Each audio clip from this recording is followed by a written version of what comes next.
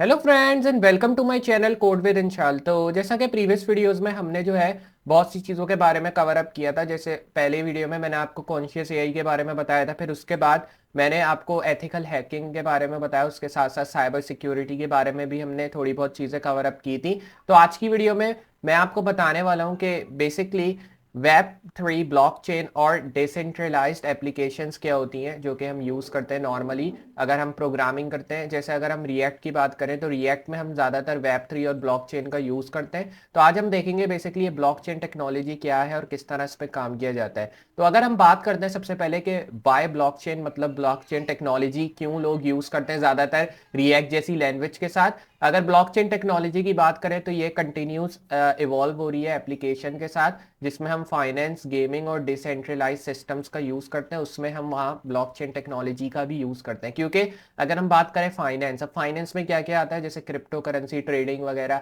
ये सब फाइनेंस में आता है। और इन सब को क्रिएट करने के लिए या इन सब की एक एप्लीकेशन या एक वेबसाइट क्रिएट करने के लिए हमें ब्लॉकचेन का यूज़ करना होता है। वहीं पे अगर बात करें गेमिंग और डिसेंट्रलाइज सिस्टम पे, जैसे अगर मैं गेमिंग वेबसाइट बनाता हूँ या एक गेमिंग सॉफ्टवेयर बनाता हूँ या एक गेमिंग एप्लीकेशन बनाता हूँ, इन सब चीज़ों के लिए मुझे ब्लॉकचेन का यूज़ करना लाजमी है। और डिसेंट्रलाइज सिस्टम्स हो गए जैसे फुल फीचर वाले सिस्टम या आप कह सकते हैं फुल ऑप्शंस वाले सिस्टम। जैसे अगर मैं एक विंडोज सिस्टम यूज़ कर रहा हूँ, वो विंडोज 10 का सिस्टम होगा और उस विंडोज 10 के सिस्टम में मैंने कुछ फीचर्स ऐड किए हैं जैसे वॉलपेपर्स।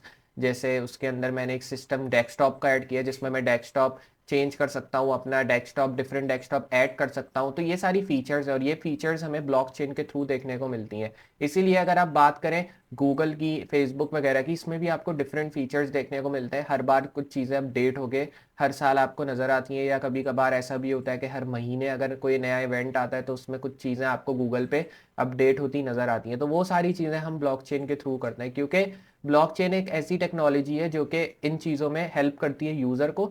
जैसे अगर हम बात करें ब्लॉकचेन की पहले अगर हम पहले देखें तो पहले ब्लॉकचेन को यूज़ नहीं किया जाता था, ये सब चीज़ें मैनुअली करते थे लैंग्वेज के थ्रू।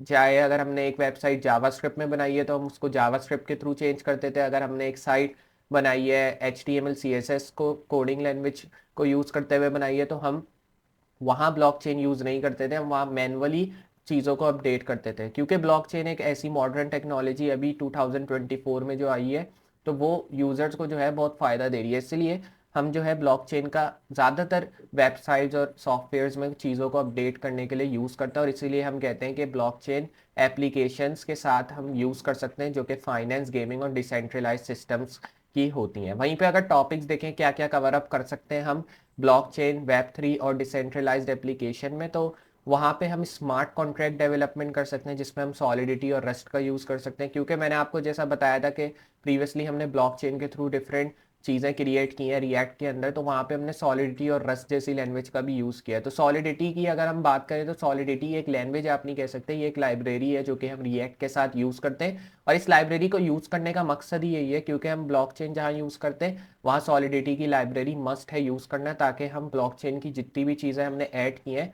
वो हम सॉलिडिटी के थ्रू अप्लाई कर सकें। और एक वेबसाइट में अगर मैंने ब्लॉकचेन ऐड किया तो वो मैं सॉलिडिटी के थ्रू अप्लाई कर सकूं वहाँ पे, इसलिए मैं सॉलिडिटी का यूज़ करता हूँ।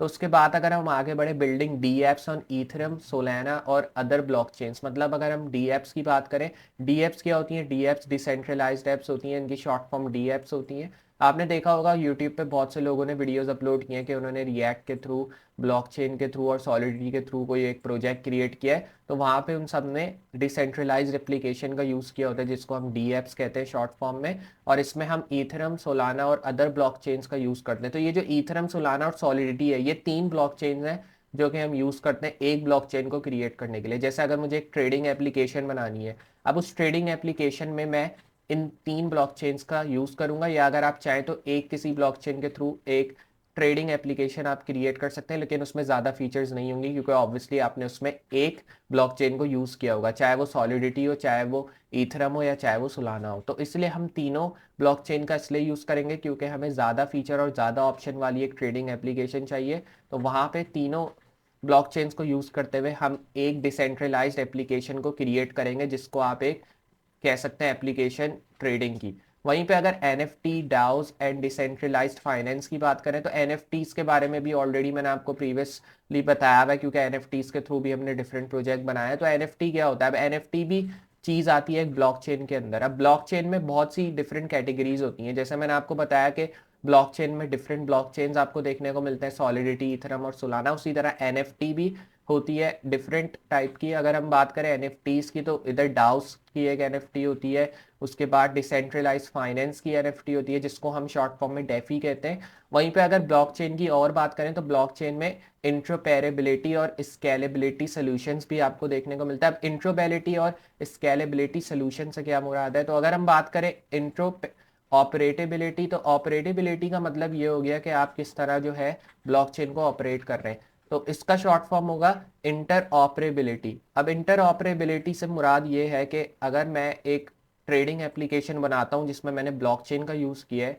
चाहे वो एक ब्लॉकचेन हो या 3 ब्लॉकचेन हो, अब मैं उसको किस तरह ऑपरेट कर रहा हूँ ये मैटर करता है। तो इसमें हम यूज़ करते हैं इस लेटर का जिसको हम इंट्रो ऑपरेबिलिटी कहते हैं।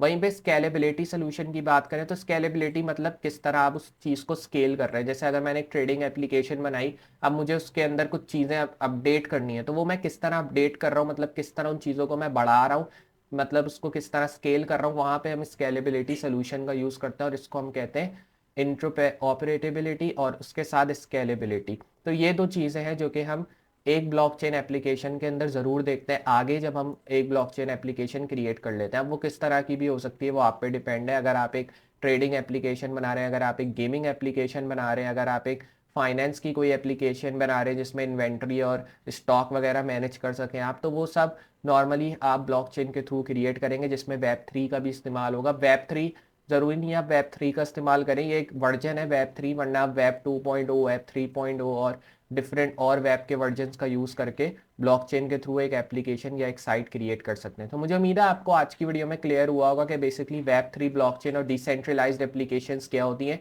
और मैं आपको फिर बता रहा हूँ, डिसेंट्रलाइज्ड एप्लीकेशन नॉर्मली DApps को कहा जाता है। DApps जो आपने देखा होगा बहुत बार यूट्यूब पे आते हैं, तो ये डिसेंट्रलाइज्ड एप्लीकेशन उसका फुल फॉर्म है।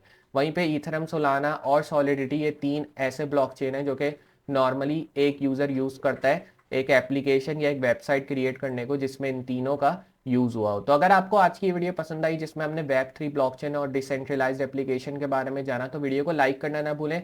चैनल पे नए तो चैनल को सब्सक्राइब कर दें और साथ ही साथ नोटिफिकेशन बेल भी ऑन कर दें, ताकि इस तरह की कोई भी मैं वीडियो अपलोड करूं फ्यूचर के अंदर, उसका नोटिफिकेशन पहले आपको मिले। तो मैं मिलता हूं अगली वीडियो में इसी तरह की अमेजिंग और हेल्पफुल चीज़ों के साथ। तब तक के लिए गुड बाय।